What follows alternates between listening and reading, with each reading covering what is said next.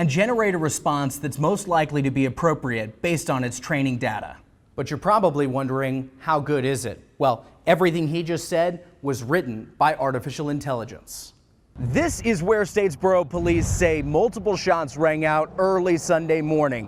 1, 2, 3, 4, 5, 6 markings on the ground, likely noting gunshots right across the street from a popular Georgia Southern bar. Police tell us it was just after 2:15. The two officers went to complete a welfare check on the second floor of this building right over my shoulder. As officers were knocking on the door, someone shot through the door. The 98-year-old former president will forego additional medical intervention and will spend the rest of his life at home. That's according to a statement from the Carter Center released just this afternoon. We just could not believe they arrested him. Couldn't believe it. Shock from this Smith State Prison corrections officer who asked not to be identified after their former boss, Warden Brian Adams, was arrested by the GBI.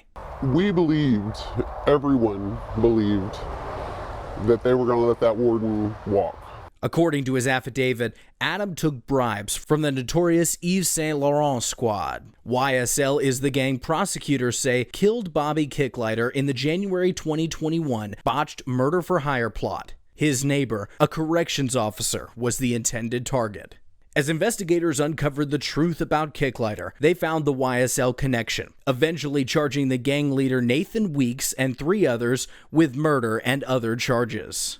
Weeks' November 2022 indictment says he was able to cajole, bribe, coerce, and intimidate prison guards to participate in smuggling, even claiming Smith State Prison as his own, calling it Yves Saint Laurent Prison. So is it fair to say that it really is the YSL prison? Absolutely. Wednesday night, the Georgia Bureau of Investigations charged Adam with conspiracy to violate the Racketeering Influenced Corrupt Organizations Act, bribery, giving a false statement, and violation of oath by a public officer. He put our lives in danger, and some of us, I think, in danger. No, I'm not even staying at my house. So this danger's real? It's dangerous for real. The GBI said that the Kicklighter murder investigation showed Weeks was involved in a prison smuggling ring and say that and the case against Warden Adams are related and ongoing. I don't care if he's a warden or not. It's against the law. He's dealing with inmates. He's giving them contraband. Those of us that are good, we're coming to work because we're law enforcement officers. We take our oath seriously, and we have a calling. This is a moment Jared Hobbs will never forget.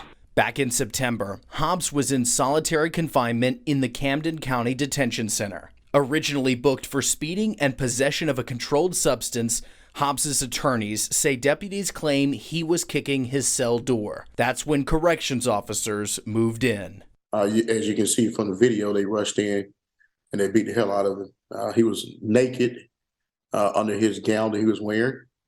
He was thrown outside of the, pulled outside the jail cell, and they continued to assault him. The entire incident happened in about 2 minutes, but left Hobbs with 9 assault, battery, and obstruction of justice charges. Facing additional charges and probation violations, federal prosecutors started asking questions.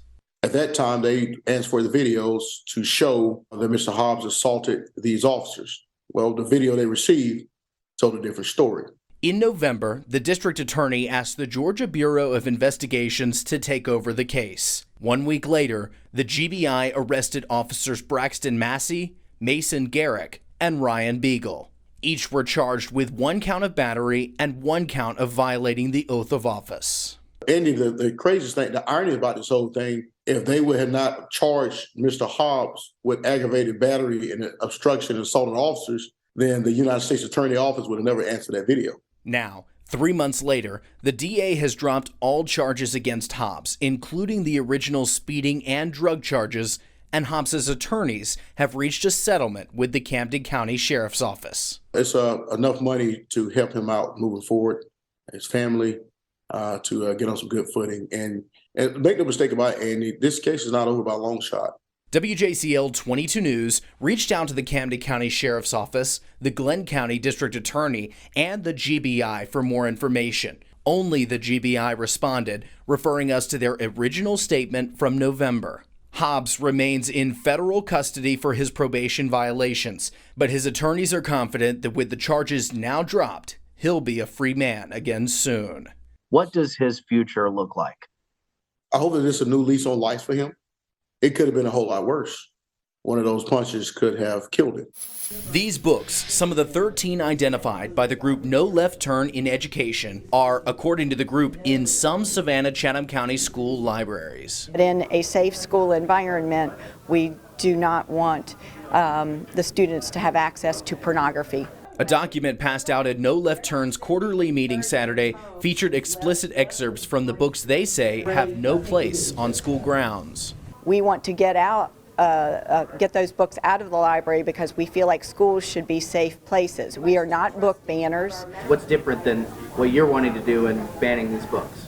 Again, it's the setting of the books versus the books themselves. Right now, school libraries are exempt from a Georgia law that makes it illegal to distribute, quote, harmful materials to minors. But proposed Senate Bill 154 will, if passed, amend that to include school libraries. 21 state senators sponsor the bill. In a statement to WJCL, Savannah Chatham County Public Schools says, in part, quote, the Media Center promotes intellectual freedom within the school community by providing access to a variety of information, ideas, and resources, and that parents may request their child not be permitted to check out certain books. Virtually none of the group that met Saturday has a child in SCCPSS schools, but they feel their claims are still valid. Very few of us, if any, have any grandchildren or children in the school system, but we are the taxpayers. We are hoping to continue to increase our property values by having more people want to move to Chatham County because the schools are the best that they can be. Two men. We're just having a good time, man. With more than 130 years between them, Come on over here, you old fart. are back in Forsyth Park, this time older and gassier. People ask us questions. If we don't know what the answer is, we'll just lie to you.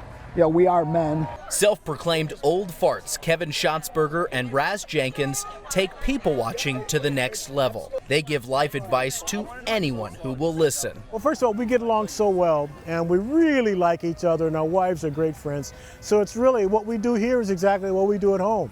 Sit around, smoke cigars. Retired Chicago natives, Schatzberger stays in Savannah during the winter, and Jenkins visits as much as he can. It was last year that the pair first unveiled Old Farts. This year, they're back for 3 Saturdays with a twist. This year, we've got our guest old fart chair there.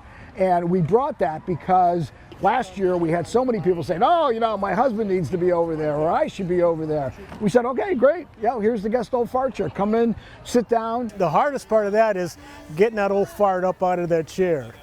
It's a camp chair, so you can get locked in. Jenkins and Schatzberger tell us they field questions about anything and plan on doing it for as long as they can. The only hope I have is that somebody will look at us and say, you know, life ain't so bad. I think the message should be that, you know, you should really just enjoy life. And these old farts will be back in Forsyth Park for the next 2 Saturdays from 9 to noon with more wisdom and, of course, more cigars. Here in Savannah, I'm Andy Cole, WJCL 22 News.